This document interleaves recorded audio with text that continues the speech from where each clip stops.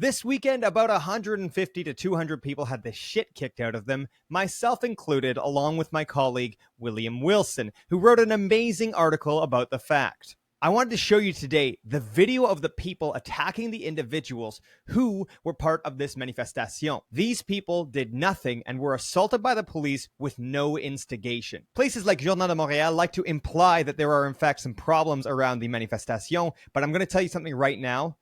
The people who were protesting did nothing, were assaulted, beaten, they had tear gas launched at them through grenade launchers, and they had pepper spray thrown at them indiscriminately. Let's look at the video right now, and then I'll talk you through it.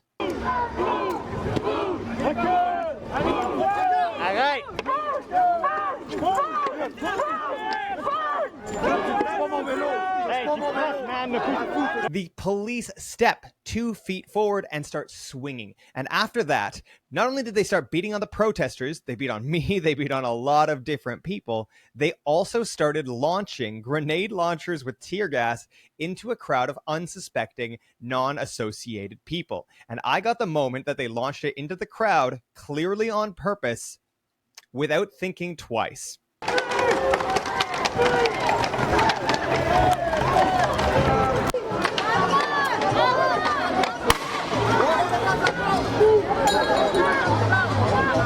I know there are other journalists working on this right now. However, William and I were the only journalists in the middle of it. There was another journalist who has reached out to me from The Link who was on the sidelines, and she is writing about it. Meanwhile, me and William were up front. There was police officers who grabbed my camera and who punched his camera and broke his lens shield. These people were heavily armed against a group of unarmed protesters, and there was no instigation. Instead, they're telling the media that they were attacked, that they were afraid, and they're using the justification of a window smashed.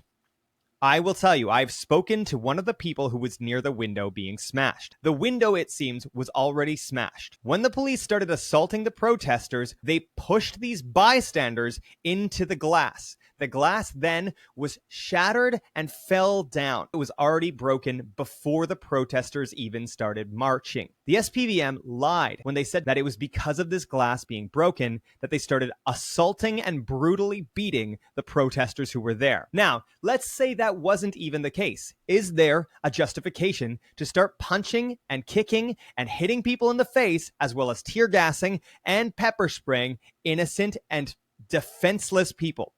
By the end of the week, me and William will have a good report on this in video form, and I hope you'll stay tuned for that. You know where to look if you want to find it.